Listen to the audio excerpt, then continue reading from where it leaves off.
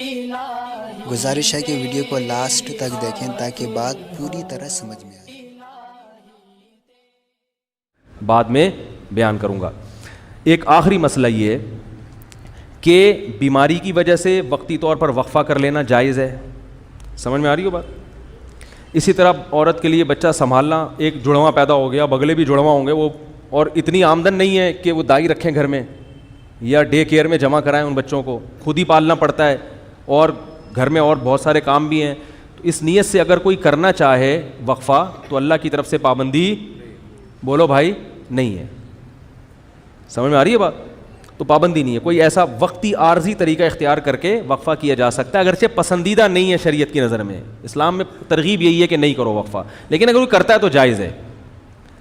لیکن یاد رکھو اس نیت سے وقفہ کرنا کہ میں اسکول کی فیسیں کہاں سے بھروں گا، تمام علماء چاہے دیوبندی ہوں، بریلوی ہوں، اہل حدیث ہوں، چاہے وہ عرب ہوں، چاہے وہ عجم ہوں، اس پہ پوری دنیا کے علماء کا ایک اجلاس ہوا تھا، دلائل سے بحث ہوئی تھی، سب کا متفقہ فتویٰ ہے کہ اس نیت سے کہ میری جیب پہ بوجھ نہ پڑ جائے، اس نیت سے وقفہ کرنا حرام ہے، گناہ کبیرہ ہے، اللہ پہ الزام ہے، اللہ کے عذاب کو دعوت دینے والی بات ہے، اللہ کو غضب آئے گا۔ جس خدا نے تجھے پلا کے اتنا بڑا کر دیا، تو یہ سمجھتا ہے کہ تیرے باپ کی کیلکولیشن کی وجہ سے تو پلا ہے، اب تو اگلی نسل کو اس لیے روک رہا ہے کہ کھلائے، تو کھلاتا ہے یا میں کھلاتا ہوں؟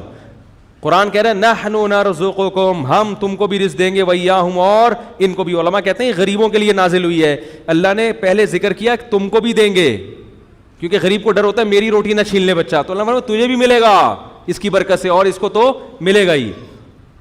اور آج کل زیادہ تر حمل جو روکا جا رہا ہے وہ اسی نیت سے کہ کھلائیں گے کہاں سے، تنخواہ میں پورا نہیں ہو رہا، سب کی زبان پہ یہی ہے۔ اسلام میں کیا ہے؟ فیملی پلاننگ والے کہتے ہیں پہلے انتظام کرو پیسوں کا، پھر بچے پیدا کرو۔ اسلام کہتا ہے نا نا نا نا نا نا نا نا نا۔ غربت دور کرنے کا ذریعہ کیا ہے؟ نکاح اور اولاد کی کثرت، جو میں انشاءاللہ اگلے بیان میں احادیث پیش کروں گا اس پر۔ تو یہ دوسرا طریقہ جائز ہو گیا کہ سنبھالے نہیں جا رہے تو ٹھیک ہے، وقتی طور پہ روکا جا سکتا ہے۔ اور اس نیت سے حمل روکنا کہ لوگ کیا کہیں گے اتنے بچے، اس نیت سے بھی حمل روکنا کیا ہے؟ حرام ہے۔ اسی طرح علماء کا اجماع ہے کہ اس نیت سے حمل روکنا کہ بیٹی نہ پیدا ہو جائے، مثلا کسی کی 6 بیٹیاں ہو گئیں، اب وہ کہہ رہا ہے یار اگر ایک اور بیٹی ہو گئی میں تو جیتے جی مر جاؤں گا، اس لیے حمل روک رہا ہے، اس نیت سے بھی حمل روکنا کیا ہے؟ حرام ہے، کیونکہ آپ بیٹی کو کیا سمجھ رہے ہو؟ منحوس۔ اسلام میں یہ منحوس نہیں ہے، بیٹی کے خوف سے اگر حمل روک رہے ہو حرام۔ اور بہت سے لوگ اس لیے روک رہے ہیں کہ یار ایک بیٹا مل گیا، اب ہمیں ایسا نہ ہو بیٹی پیدا ہو جائے، تو اللہ کا عذاب آئے گا بھائی، اس پہ دنیا میں اللہ برکت چھین لیتا ہے۔